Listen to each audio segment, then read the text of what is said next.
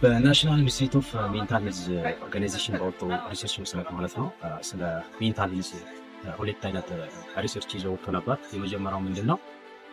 ስለ አንዛይቲ ዲስኦርደር እና ሳይኮቲክ ዲስኦርደር የሰውን ሜንታል ሄልዝ ምን አይነት አፌክት ሊያደርግ እንደሚችል በሪሰርቹ ዳሰሳ አድርጎ ነበር።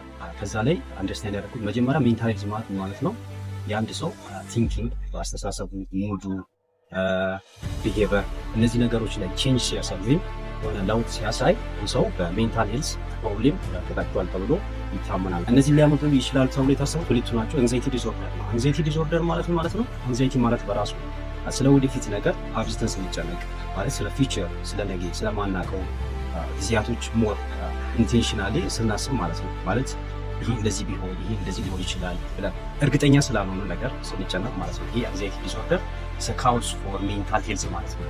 ሁለተኛው ደግሞ ምንድነው? ሳይኮቲክ ዲስኦርደር። ይሄ ሞር ሪሌት የሚሆነው ከሳይኮሎጂካል ከሆኑ ነገሮች ጋር ነው።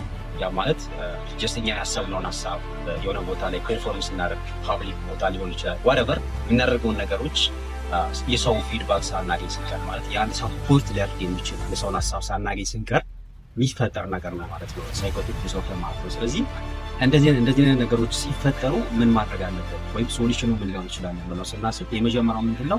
ጀስት ሁሉም ሰው የራሱ የሆነ እምነት አለው።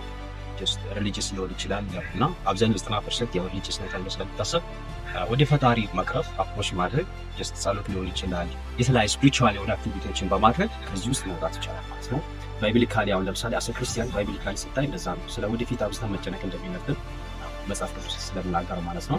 ሁለተኛ ነገር ምንድነው? ያው ጀስት እንደዚህ በኢሞሽናሊ ማቹር የሆኑ ሰዎች አሉ ማለት ቻሌንጆችን መቋቋም የሚችሉ ሰዎች አሉ። እነሱ ጋር ሄዶ በማማከር ከእንደዚህ አይነት ነገሮች መውጣት ይቻላል ማለት ነው። ሶስተኛው ምንድነው? ያው ቴራፒስቶችን ማማከር፣ በዚህ ኤሪያ ስፔሻላይዝ ያደረጉ ሰዎች ይኖራሉ፣ እነሱን ማማከር። ሌላኛው ደግሞ በራሳችን የምንወስደው ነገር ምንድነው? ሶርሱን ማወቅና በዛ ሶርስ ላይ ቁጭ ብሎ ማሰብ። እንደምናውቀው አንግዛይቲን ከህይወታችን ማስወገድ አንችልም።